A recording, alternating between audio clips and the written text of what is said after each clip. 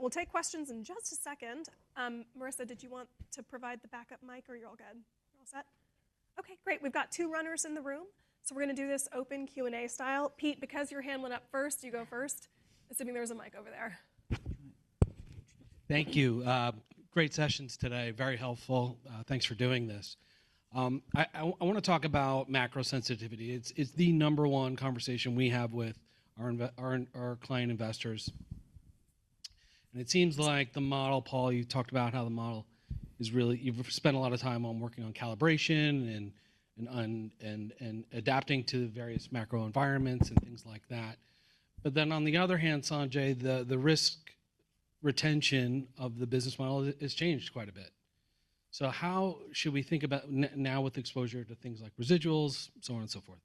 So how should investors think about the economic sensitivity of Upstart's model today versus perhaps how it was in the previous cycle, with those 2 kind of factors juxtaposing themselves? So maybe a faster reacting underwriting model versus a different risk retention model. Thank you. Before we jump in, it's my mistake. I should have introduced our esteemed Chief Risk Officer, Annie Delgado, who's joined us for this session. We're very excited to have her up here with us. So I just wanted to make sure everyone knew who was on stage. Sure. Thanks for your question, Pete. I can maybe take an opening crack at that. So I think one very important component of this and of our evolution, which, as you say, the risk profile has evolved, is the investments we've made in calibration and the tooling that we have and the fact that the models now understand time. They're not predictive of the next macro event, but I think they're very quickly reactive. And with that, we've set up a bunch of arrangements. And the equation, from our perspective, roughly looks like this. We are going to have vintages in benign periods. There will be some vintages in challenging periods. I believe our vintages in benign periods are designed to overperform.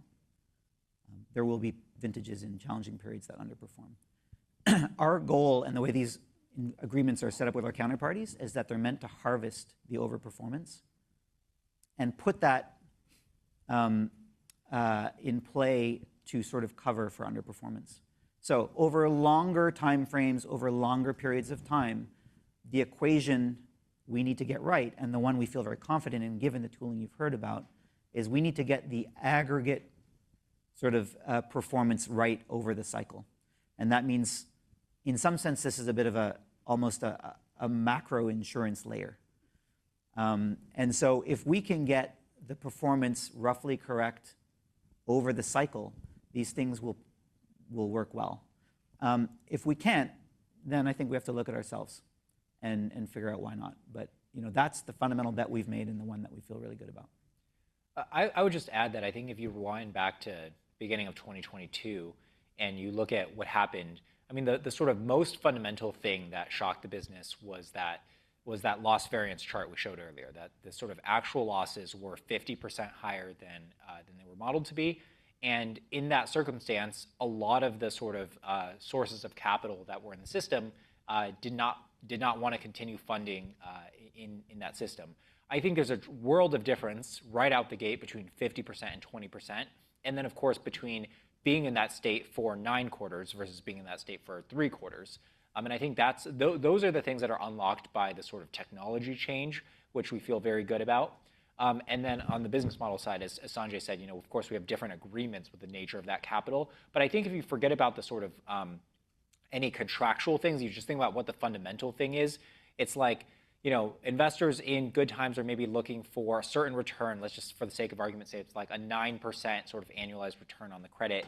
And if that 9% goes to 7%, they might be not thrilled about that, but it's really not, it's not a catastrophic event in the way that maybe if 9% goes to 0% or it goes below 0%, that might be. And so in our view, again, really a world of difference between 50% versus 20%, 9 quarters versus 3 quarters.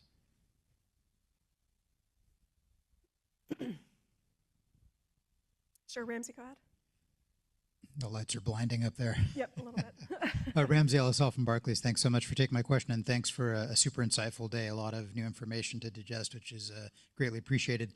Both Paul and Sanjay, and maybe following up on the prior question, You mentioned these new model inputs or tooling on the macro side that in backtest showed better performance in 2022.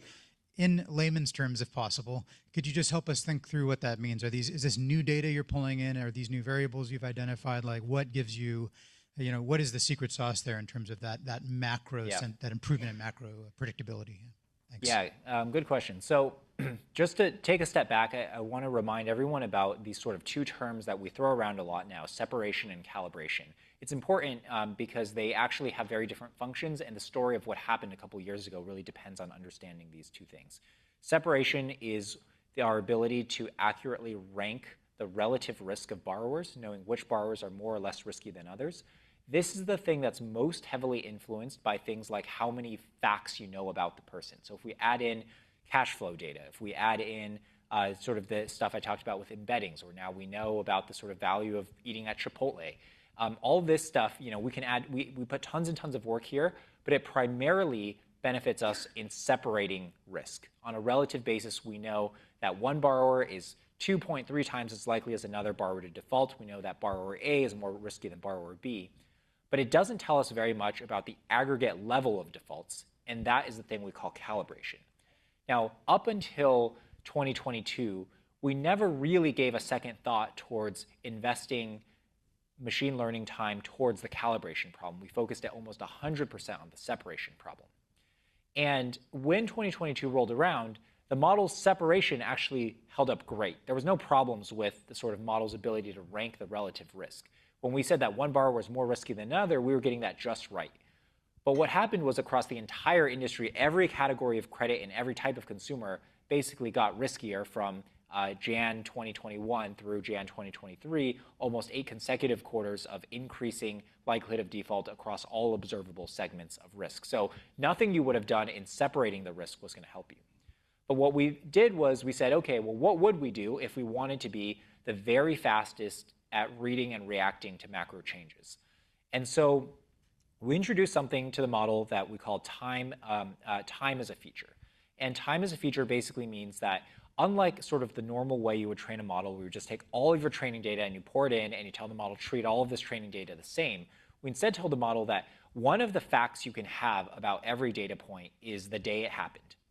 And if you know that the day it happened, and you're allowed to dynamically interact that variable with any of the other variables, suddenly you can tease out these interaction effects. You can see things like, hey, it looks like people with certain FICO scores, the sort of effect of FICO score changes across the months and quarters and years that are observed in the training data.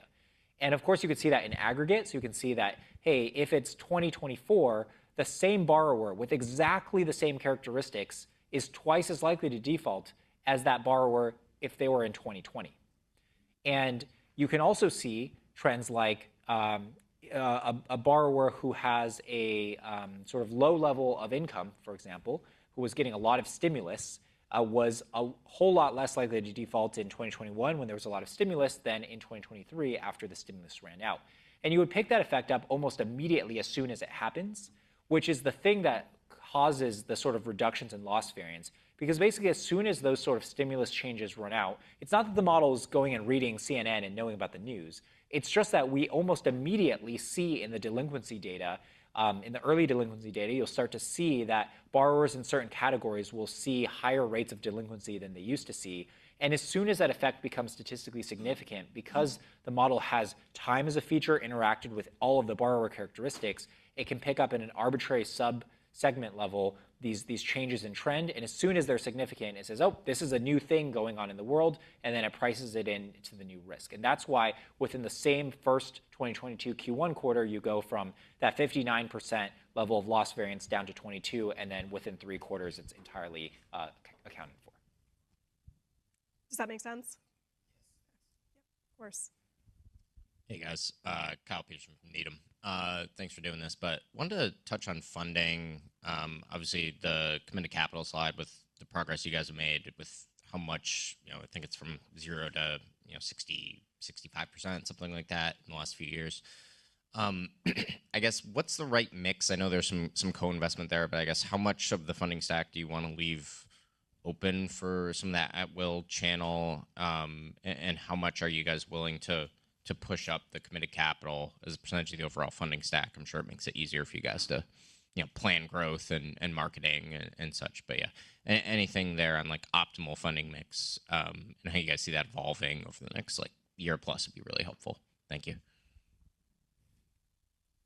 Yeah, I would say it's not an exact science. We know it's not 100%, obviously, because when there are changes in the borrower risk environment, you want some flexibility, and you can't be 100% committed. I think we definitely know it's more than half. The next time there is macro turbulence, we want well north of half of our capital to be sort of very firm. And so where we are right now feels pretty comfortable. Some of the trick is as we grow, you have to put agreements in place to sort of scale with the platform. That also is not an exact science from a timing perspective. So I think the percentage, will jump around, and it'll be somewhere sort of well north of 50%, but certainly not 100. So I know that's not a precise answer, but I think like operationally, that's probably the best we can give.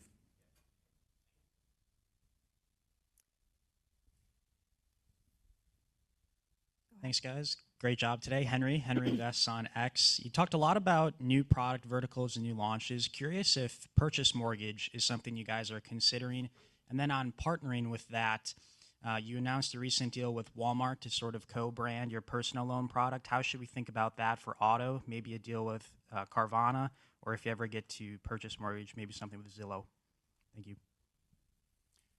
Hey, Henry, thanks for the question. I think we label that category for us not HELOC, but home, because it is our intention to play very broadly across it. So we don't, have anything imminent, but I think for sure, if you looked at the nature of what we've said in several things, which is we're building models for all forms of credit. We think there's enormous wins that AI brings of different types to each form of credit.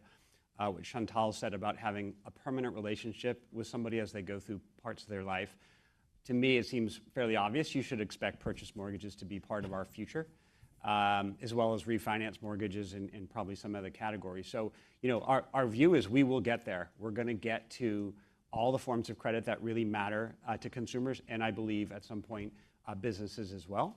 And that sort of magic of permanently underwritten, guaranteed rates, et cetera, I think is very, very powerful across all flavors of credit. So it's really for us a question of when, realizing that we have very modest, very, very modest market share in the products that we're in, so enormous growth opportunity. So we always have to balance the trade-offs of investing in the products that we're in versus when we feel comfortable enough spinning up a new team to take us into another category. So you will see more categories this year. You will see more categories, and I would expect every year you should. And so yeah, we'll get there at the right time. Sorry, I can't see who's got the mic. On this side, right side. Go ahead. Yeah. Hey, Vincent Cantic, BTIG. Thanks for the time. This has been super helpful. Wanted to ask actually about your industry perspective. So I think you highlighted how much more wins you have, your separation. I think that's all been great. Competition, though, does talk a lot about AI and all these great things. I'm wondering from your view when you think or how much separation there is between where you are and the industry. How long is it going to take for the industry to catch up where you are now? And what are you working on so that you're always ahead, and how much investment that might take? Thank you. I mean, I would say we don't see a lot of evidence of the industry taking on the types of problems that we are taking on. And, we certainly are pretty open and we share a lot. So maybe there's some amazing competitors doing things of the nature of what we're doing, and they're just very quiet about it. I mean, of course it's possible, but, it's a fairly small industry. The types of people you need to hire to build the types of things we're building is a fairly tight group, if you will. A lot of them got their PhDs together and this and that. So it's, for us, hard to imagine that there's some incredible R&D in the areas that we described happening in this industry that we are entirely unaware of. So I would just say, look, our view is it's taken us a while. If you've been watching Upstart for a few years, you've been watching the construction of this sort of foundation model we're describing. And it's coming into its own in ways that we feel very optimistic about. I mean, that's what we're trying to share with you today. We're at the point where we can compete across products with the best product out there, price, experience. So, I mean, I guess our perspective is we see no evidence that anybody's closing the gap. Quite the opposite. We feel like we're kind of competing with ourselves. And what we're really just trying to do is strengthen the business, strengthen the models. And we feel confident you're going to see that expressed in our financial results in the future, because it's just sort of inevitable outcome. Not to say we won't make mistakes and things will always go perfectly, but we just don't see another company attempting to do what we're doing. I would just say this also. There's a thesis behind, which you sort of heard, at least indirectly today, around who we are and what we do. And that is that each bank, each neobank, each fintech building their own lending as a sort of add-on to their main thing, in our view, will not be a viable approach. I mean, not to say that it would be terrible and awful, but we are a lending unbundled play. And that is that consumers will shop, and that we can build the destination they will trust, they will go to first, maybe last. And that intense focus on this very, very hard problem is going to yield incredible results. And that's our play in the market. And I don't know who else. I mean, I couldn't list the company that is probably trying to do something most like this, because as Chantal said, we're kind of a category of one.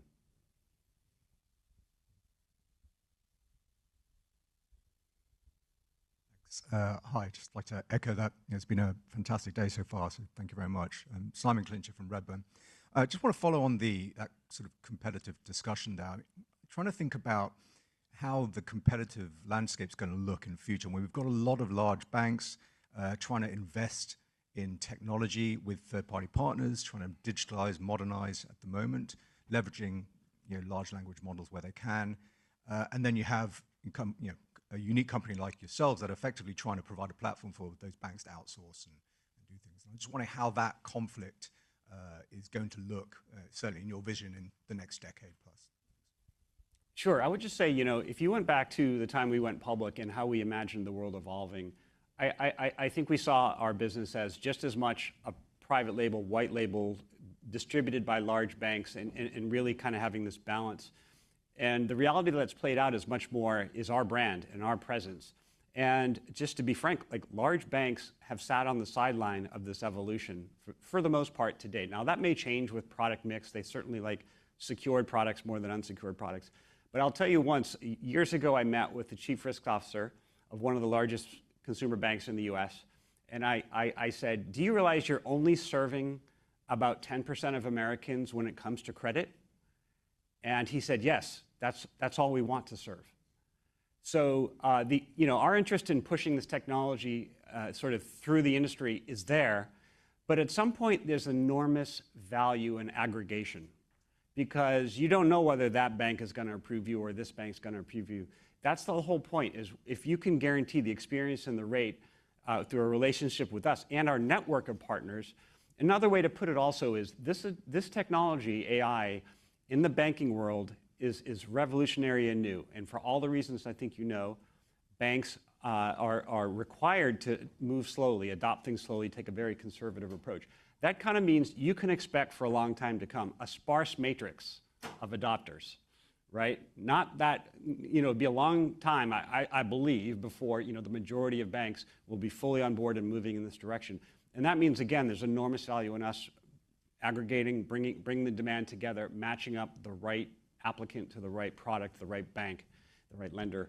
And so that's the heart of what informs our model. Is we want to be the leader in this technology. Leader will come with the largest platform, largest volume, most data, most performant models. And in our view, we have this model that we're quite happy with. Mihir, oh, wait, who's got the mic? Let's see. Let's find out. Thank you. Thank you. I wanted to go back to the model calibration discussion a little bit. Maybe to use like an actual example, something like student loans, right? When there's policy changes, how does the model adjust to that? So you had the student role, maybe a two-part question. First on when the policy changed to, hey, student loans, you can forbear those, there's no penalty. People stop paying those. The model starts getting that historical data, see student loans are there, but people aren't making payments on those. Does the model start thinking, hey, we never have to make payments on these, and we don't consider that in the ability to pay? And then 3-4 months ago, this changed the policy again. Student loans have to be paid now. So today, your model suddenly, we just got 1Q data yesterday. Yep. Delinquencies jumped. and potential for wage garnishments, et cetera, policy changes. How does the model calibrate for things like that? And just maybe even just while you're answering that, if someone wants to comment on how you're thinking about this whole student loan repayment starting. Thank you. I think the first thing I'll say is that, personally, on kind of like a judgmental basis, I have no idea what the effect of the student loan thing will be on anything. And what we've built from a technology standpoint is really, the thing I want to emphasize about it is it's sort of a fully general solution in the sense that it doesn't assume any particular sort of relationships in the way that macro variables interact with each other. It doesn't assume that a certain level of unemployment corresponds to some level of defaults or anything like that. What it's really doing, as I explained earlier, is it's taken time as sort of a core feature, and it has the ability to dynamically interact that with any of the other thousands of characteristics in the model.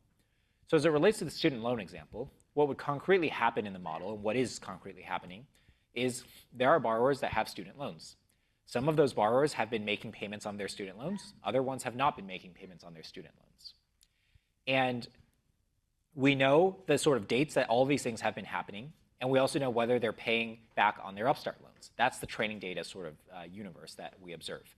And so if it's the case that the sort of recent change in student loan policy that requires people to pay their student loans or else they get their wages garnished is causing these sort of a noticeable amount of financial distress to one pocket of these borrowers, either the people that weren't paying or maybe the people that, probably just the people that weren't paying, I guess.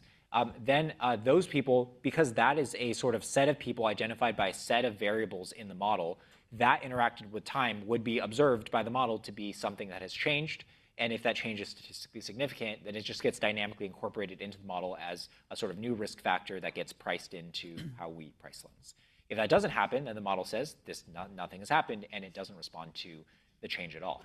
And so the beauty of something like this is that it works for any kind of change that's happening. And the reality of macro is that you could read CNBC every day and have a new fear about something that's going to distress consumer credit or some segment of consumer credit, and you'd be right to, because literally all the time there are different segments that are going through ups and downs, and the model is able to find all of those things because it's sort of a model of how it does this is fully general, and as long as any of the sort of thousands of characteristics that we know and gather and have about the individual borrowers are able to capture what those segments are, such as whether you have student loans, whether you're paying on student loans, whether you're a government employee, maybe whether you work in a particular industry that's being affected a certain way. Those things get interacted with time and just get dynamically responded to.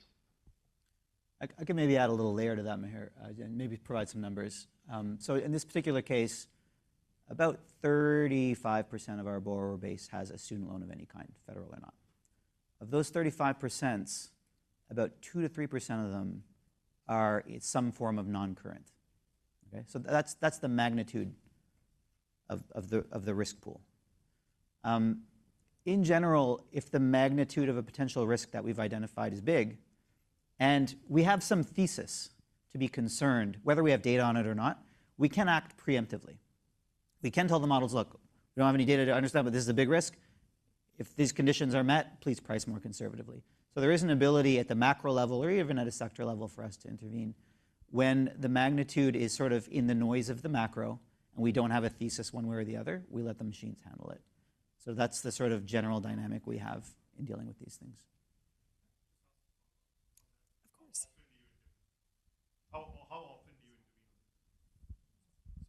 How often do you intervene like that with the macro, with adding in some type of overlay to the model? I mean, in a sense, at the macro level, we consistently intervene because we want loans to overperform in benign macros. So whatever the model thinks the macros are, we're consistently telling it to be, in the aggregate, a little bit more conservative. That is a human intervention. At the micro level, with specific things like this, very rarely. Because what you generally almost never, because what you generally find is human intuition. There's a reason these models are good and human intuition is not.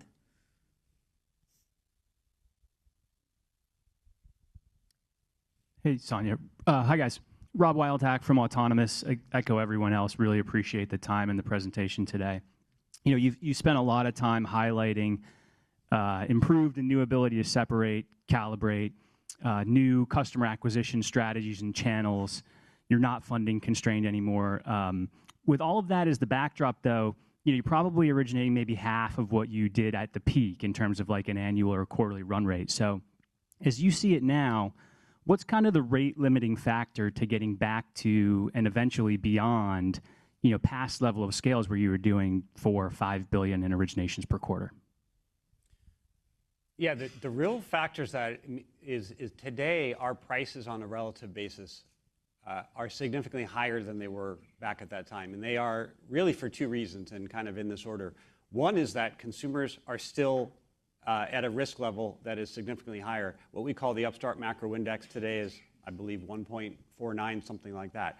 That means compared to a long-term run, default rates expected as a sort of function of the macro environment, 49% higher. That's been priced into our loans for a long time. That means prices are significantly higher.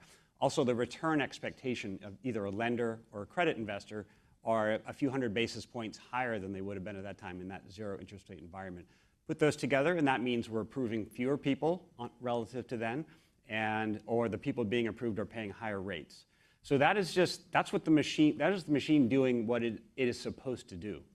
And so we don't feel anything is wrong with that. We do believe it's inevitable that UMI will at some point begin to tail off and head back towards 1.0. And that, of course, will be reflected in the prices borrowers see. And where interest rates go, that's obviously out of our control. But those are inputs to the system. But having said that, most of our growth in history happens through model improvements that lead to conversion improvements. So we don't need to wait for those to get back to our peak. We have much smarter models than we had. We have much more automation than we had. We have much more separation than we had. We're now growing additional products. So I don't want anybody to take my comments to mean we're going to have to wait for UMI. We're going to have to wait for interest rates to go down. That's not remotely the case. But on an equivalent basis, that's the difference. That's why we aren't at the level volume that we were at that time. So I think right now we're in a place where we do expect to scale quite rapidly. I mean, I think our guidance for 2025 suggests that. And in these new products, obviously, we're being very, very transparent about how rapidly these new products are growing. So feel good that we will be at and beyond our current peak in terms of volume on the platform in short order. David. Hi, morning. It's David Scharf at Citizens. I'll echo everybody's thanks. Hey, Dave, you may have partially answered this when you gave your anecdote about talking with a bank risk manager and the benefits of aggregation. But I'm wondering, either you or Chantal, can you explain for investors the economic value of investing in a forward-facing brand and running a marketplace and all the complexities of managing funding risks and vicissitudes versus integrating directly and with a ton of lenders who may want either your underwriting, your customer acquisition, your servicing, a la carte, or all three of them? What the benefits of investing in this forward-facing marketplace is and all the risks entailed versus being sort of a white-labeled, behind-the-scenes provider of all these services. Well, maybe I'll give my take and then let Chantal add to it. I mean, my take is, again, waiting for lenders to adopt a technology that itself depends on volume and scale to get better seems like the wrong approach, right? Where on the alternative, we can actually control our destiny and attract consumers, have a relationship with consumers, have ability to cross-sell to consumers, have a lifelong relationship where they recognize our brand. Because ultimately, look, in any AI system, I don't care if it's generative AI or what we're doing or in 10 other industries, the models that learn most quickly are going to win. And so I like taking on the customer acquisition because guess what? That's an enormous part of our value propositions. We actually acquire far less expensively than others, and we do it very constructively. And by the way, acquisition gets better as the conversion gets better. So in my mind, sitting behind, even if they were all ready to adopt and aggressive to move forward, sitting behind all of them, we would be a very different company. I think the quickest path to creating an unimaginable value in the industry and an incredible company for the ages is going to happen, at least in my mind, through a process where we control and we can communicate what is special about Upstart and what we're doing. And we can tell every American consumer, come here first. You will get the best offer, the best process, guaranteed. That's the place we're trying to get to. And that's not possible as an invisible software provider. Yeah, I think Dave nailed it, but all that I would add is this idea that acquisition is actually quite difficult, and it turns out we're fairly good at it. And part of the reason that it is difficult is when individual lending programs are after very specific needs, products, consumers, you have this very individual approach, and marketing becomes very expensive, it becomes hard to scale. And the beauty of our marketplace is because we can aggregate all the capital and we can aggregate the demand, we have a much more powerful message to consumers where they can get any type of credit. We can serve a wide variety of credit. We can have higher approval rates because we've aggregated the credit on the back end. And so I think that allows us to continue to have a really great consumer brand that continues to pay us dividends. I think this point about the risk manager is also important to remember, and it goes back to this question about the competition and where they're at. But I would say, the typical bank is not fully comfortable with what we do today. And when I say not fully comfortable, I mean there's some version of what we do that I think we can get banks comfortable with, but it looks something like the 2015 version of what we do. Mm-hmm. And each year we add on, the pace at which we're adding new things is generally faster than the pace at which I think most of the industry is comfortable adapting to these new technologies, especially, again, in a fairly regulated space, very strong sort of network effects. And that means that we would have to constrain the pace of technology rollout to the pace at which sort of traditional financial institutions are willing to adopt them. And I think that would pretty much be death for the strategy that we've chosen here. I'll just make one other point. Beyond the efficiency of the acquisition itself, which we think we do very well, but largely reflects a transaction, we increasingly care about the relationship with that consumer over time and the lifetime value that we can extract from it. So that's something that you can't really achieve as a software provider. Hi, thank you. It's Matt O'Neill from FT Partners. Appreciate all the time as well. Sanjay, I believe on your last slide in one of the quadrants there, you had revolving. I was hoping you guys could maybe give a little bit more of the vision on how you would think about rolling out a revolving product. So maybe a two-part question, one around sort of the commercial launch and how you're thinking about that, and then two, specific to the model, how adaptable is the model to thinking about underwriting on a recurring basis versus the current use case of the model? Thanks. On the first one, I think I'll simply say that we are experimenting with it. That's all we have to really say about that right now. In terms of the extensibility of the models, I don't know, Paul, if you have any thoughts. Yeah, I shared a bit about sort of how naturally extensible they are today, which is to say partially the techniques are very extensible, but training data is a limiting factor when you get into new product categories, and training data is really sort of a necessary ingredient for any of this stuff to work. So I think there's always this thing where you have kind of the whole runway of technologies that you're going to apply to a new product that are lined up, essentially almost copy-pasted from everything we've already done. But they just can't they can't get going and can't really yield any value until you hit a certain quantum of training data. And so what you're going to likely see with that or any other product that we roll out is that initially it rolls out in a fairly small way. There's a period of time when it's not really that amazing of a product, not as differentiated of a product because it needs to accumulate training data. But as it does, it hits some significant unlocks and basically just picks up all the proven wins that we've demonstrated in our existing product set. Partially touches on what I said earlier about the value of our own balance sheet as well, because this is the kind of thing we can do very quickly using our own balance sheet capital. So that's why it's such an important tool for us.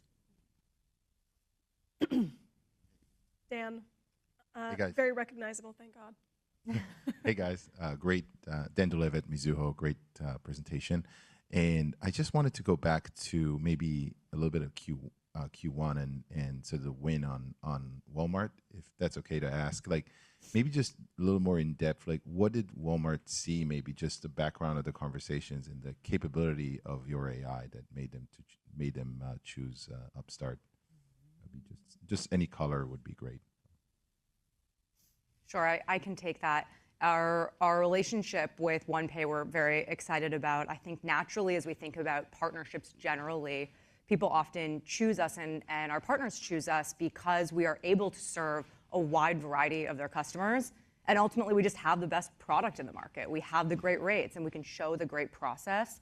And a lot of people just care about giving their consumers the best. It's pretty simple. And I think in many of these partnerships, we actually go head to head with competitors sometimes and compete it out, battle it out, and we win.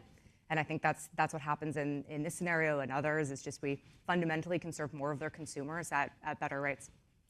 I think that type of partnership is something we believe we can repeat, where it is really our core product. It can be co-branded and distributed through somebody else. And one of the real advantages is when you are that partner and you're somehow or another trying to provide a credit product to your end customer, there's always this question of who can you approve, who can you not approve, will the rates be okay, how long will this take? You know, the myriad of things, because you care about your customer, you care about whether you're sending them down a good path or a bad path or what's going on. So all the things we tell you about our business, the experience, having the best rates for everybody, that puts us right at the front of the line in terms of being the type of partner, if you want to deliver a consumer credit product to your customer, that we can work with. So I think that explains that relationship today.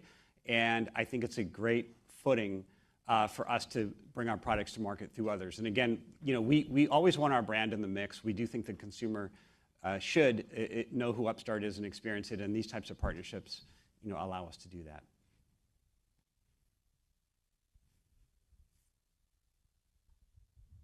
Hello. My question is around automation and customer acquisition cost. So what happens in that 10% that's not automated? And where do you see the customer acquisition cost leverage level kind of optimizing, especially as you're thinking about these additional revenue sources going forward? The 10% are really when we do not have, our models do not have sufficient confidence that this is not necessarily, that this isn't a bad actor, that some information provided may not make sense. And so there will always be, you know, you'll never go to 100%. There's just enough bad actors out there that need to be stopped. And when you're stopping bad actors, you will always, sadly, stop some good actors as well, that after a bit of a process and human involvement will be approved. And that's what that 10% really reflects, is people who are perfectly good borrowers, but our systems were not yet smart enough to separate them from the bad actors. And so that will change over time. Customer acquisition. What was that question again? Oh, well, I think the way to think about that for us is if we're in a place we're happy with the unit economics, which we certainly are today, we don't really have a desire to drive it down. We would rather pour that into growth. So you can think of that as like when you're in the happy place in terms of unit economics, if you get more wins, you're converting more. In the end, we're going to end up spending more, or in one way or another, bringing more people to the plate. So we're not. It's just like we don't want, you know, take rates to go through the roof. We don't need acquisition costs to go through the floor. We like them in a really healthy place where our margins are solid. We're a profitable company.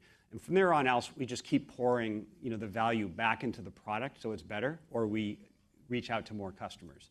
So that's really the way to think of it, is it's not intended to go to zero. Okay.